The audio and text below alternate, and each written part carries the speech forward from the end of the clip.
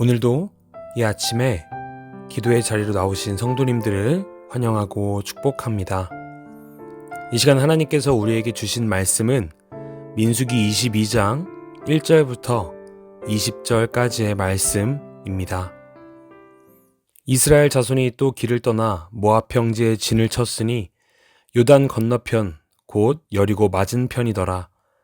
십볼의 아들 발락이 이스라엘이 아모리인에게 행한 모든 일을 보았으므로 모압이 심히 두려워하였으니 이스라엘 백성이 많음으로 말미암아 모압이 이스라엘 자손 때문에 번민하더라. 미디안 장로들에게 이르되 이제 이 무리가 소가 밭에 풀을 뜯어먹음 같이 우리 사방에 있는 것을 다 뜯어먹으리로다 하니 그때 십볼의 아들 발락이 모압 왕이었더라. 그가 사신을 부올의 아들 발람의 고향인 강가 부돌에 보내어 발람을 부르게 하여 이르되 보라, 한 민족이 애굽에서 나왔는데 그들이 지면에 덮여서 우리 맞은편에 거주하였고 우리보다 강하니 청하건대 와서 나를 위하여 이 백성을 저주하라. 내가 혹 그들을 쳐서 이겨 이 땅에서 몰아내리라. 그대가 복을 비는 자는 복을 받고 저주하는 자는 저주를 받을 줄을 내가 알미니라. 모압 장로들과 미디안 장로들이 손에 복채를 가지고 떠나 발람에게 이르러 발락의 말을 그에게 전하매 발람이 그들에게 이르되 이 밤에 여기서 유숙하라. 여호와께서 내게 이르시는 대로 너희에게 대답하리라. 모압 귀족들이 발람에게서 유숙하니라. 하나님이 발람에게 임하여 말씀하시되 너와 함께 있는 이 사람들이 누구냐? 발람이 하나님께 아뢰되 모압 왕 십볼의 아들 발락이 내게 보낸 자들이니이다. 이르기를 보라, 애굽에서 나온 민족이 지면에 덮였으니 이제 와서 나를 위하여 그들을 저주하라. 내가 혹 그들을 쳐서 몰아낼 수 있으리라 하나이다. 하나님이 발람에게 이르시되 너는 그들과 함께 가지도 말고 그 백성을 저주하지도 말라. 그들은 복을 받은 자들이니라. 발람이 아침에 일어나서 발락의 귀족들에게 이르되 너희는 너희의 땅으로 돌아가라. 여호와께서 내가 너희와 함께 가기를 허락하지 아니하시느니라. 모압 귀족들이 일어나 발락에게로 가서 전하되 발람이 우리와 함께 오기를 거절하더이다. 발락이 다시 그들보다 더 높은 고관들을 더 많이 보내매 그들이 발람에게로 나아가서 이르되 십볼의 아들 발락의 말씀에 청하건대 아무것에도 거리끼지 말고 내게로 오라. 내가 그들을 높여 크게 존귀하게 하고 그대가 내게 말하는 것은 무엇이든지 시행하리니 청하건대 와서 나를 위하여 이 백성을 저주하라 하시더이다. 발람이 발락의 신하들에게 대답하여 이르되 발락이 그 집에 가득한 은금을 내게 줄지라도 내가 능히 여호와 내 하나님의 말씀을 어겨 덜하거나 더하지 못하겠노라. 그런즉 이제 너희도 이 밤에 여기서 유숙하라. 여호와께서 내게 무슨 말씀을 더 하실는지 알아보리라. 밤에 하나님이 발람에게 말하여 이르시되 그 사람들이 너를 부르러 왔거든 일어나 함께 가라. 그러나 내가 내게 이르는 말만 준행할지니라. 아멘. 오늘 우리가 함께 살펴본 본문은 모압의 왕 발락이 이스라엘을 두려워하여 발람이라는 예언자에게 이스라엘을 저주해달라고 부탁하는 이야기입니다. 발락 왕은 이스라엘이 그들을 대적하는 나라에 대하여 행한 소식들을 보고 들었고 이에 대한 두려운 마음을 가집니다. 자기의 힘으로 할 수 없음을 느끼고 신의 힘을 빌어 이스라엘을 이기려고 했던 것입니다. 그래서 발람에게 찾아가 이스라엘을 저주하고 그 힘으로 이스라엘을 격파하려고 합니다.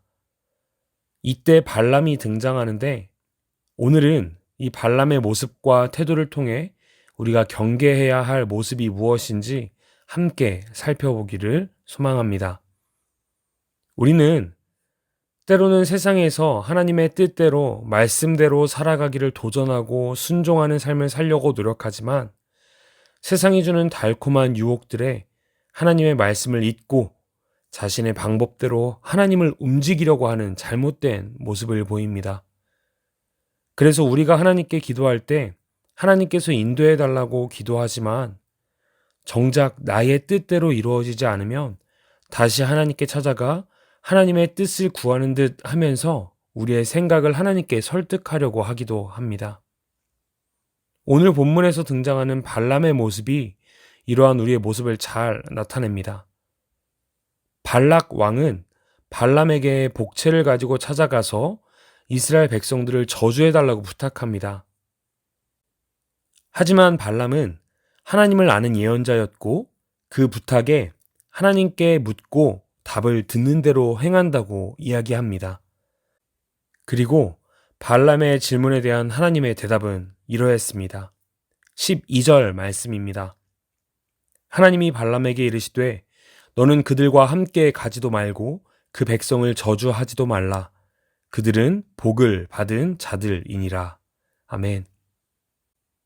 하나님의 복을 받는 이스라엘 백성들에게 저주할 수 없게 된 발람은 발락 왕의 부탁에 거절하며 돌려보냅니다.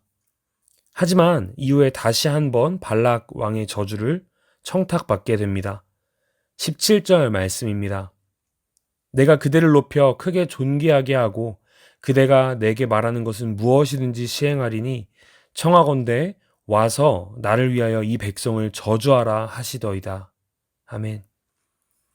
이번에는 그냥 복채 정도만 받는 것이 아니라 발람이 원하는 모든 것을 다 들어주겠다고 조건을 이야기합니다. 이런 파격적인 조건에 발람은 이렇게 대답합니다. 18절과 19절 말씀입니다. 발람이 발락의 신하들에게 대답하여 이르되 발락이 그 집에 가득한 은금을 내게 줄지라도 내가 능히 여호와 내 하나님의 말씀을 어겨 덜하거나 더하지 못하겠노라. 그런즉 이제 너희도 이 밤에 여기서 유숙하라. 여호와께서 내게 무슨 말씀을 더하실는지 알아보리라. 그 집에 가득한 은금을 내게 줄지라도 내가 능히 여호와 내 하나님의 말씀을 어겨 덜하거나 더하지 못하겠노라 라고 뭔가 엄청 잘 포장해서 이야기하고 있지만 정작 발람은 이미 자기에게 제시했던 그 조건들의 마음을 빼앗기고 말았습니다. 그래서 이미 하나님께서 저주하지 말라고 말씀하셨음에도 다시 한번 하나님께서 무슨 말씀을 더 하실는지 한번 알아보겠습니다 라고 대답하는 모습이었던 거죠. 사랑하는 사김의 교회 성도 여러분, 혹시 우리의 모습이 이런 발람의 모습과 같은 모습이지는 않습니까?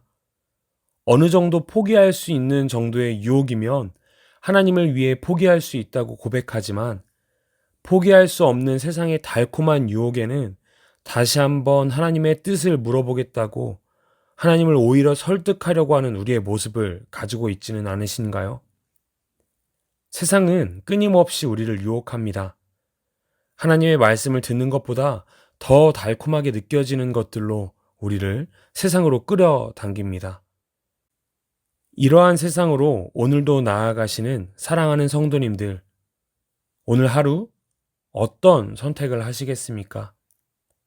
10번 찍어 안 넘어가는 나무 없다고 하지만 하나님 안에 온전히 뿌리내려 어떠한 세상의 유혹에도 넘어가지 않고 과감히 하나님께서 말씀하시는 대로 순종하며 살아갈 수 있기를 기도로 구하며 나아갑시다.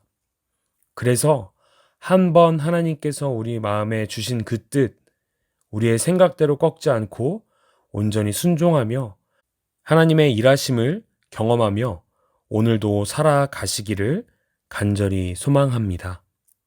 함께 기도하시겠습니다.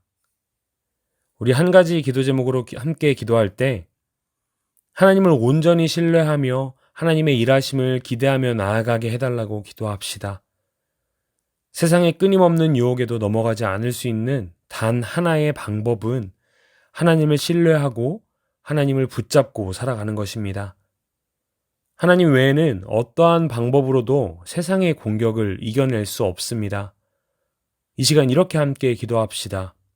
하나님, 세상에 내가 넘어지지 않고 온전히 서 있을 수 있도록 나의 중심을 붙잡아 주시옵소서.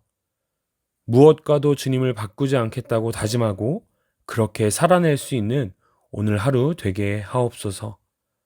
하나님을 가장 소중히 여기는 내가 되게 하여 주시옵소서.